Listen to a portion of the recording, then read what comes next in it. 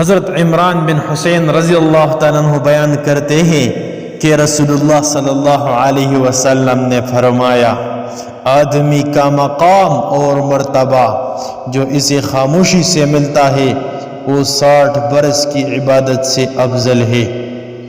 اللہ اکبر۔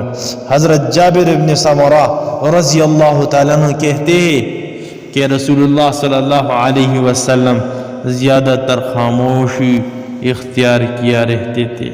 مطلب یہ کہ کم گوئی آپ صلی اللہ علیہ وسلم کا وصف تھا۔ اگر کوئی ضروری بات ہوتی تو تکلم فرماتے، ورنہ خاموش رہا کرتے تھے۔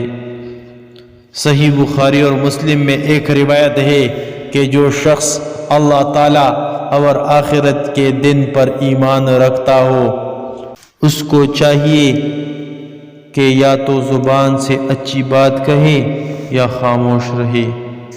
فقیہ ابو اللیث سمرقندی رحمۃ اللہ علیہ فرماتے ہیں کہ اگر کسی شخص کو واقع دین کی سلامتی خلوت اور تنہائی میں ہی ملتی ہے تو ٹھیک ہے، اور اگر تنہائی میں وساوس کا شکار ہوتا ہے تو اس کے لیے مجلس اور میل ملاپ بہتر ہے، مگر اس میں بھی ضروری ہے کہ اپنے رفقا کی حقوق اور تعظیم کا خیال رکھے۔ حضرت ابن عباس رضی اللہ تعالیٰ عنہ فرماتے کہ اگر وساوس کا خطرہ نہ ہوتا تو میں لوگوں سے بات کرنے کا تصور بھی نہ کرتا۔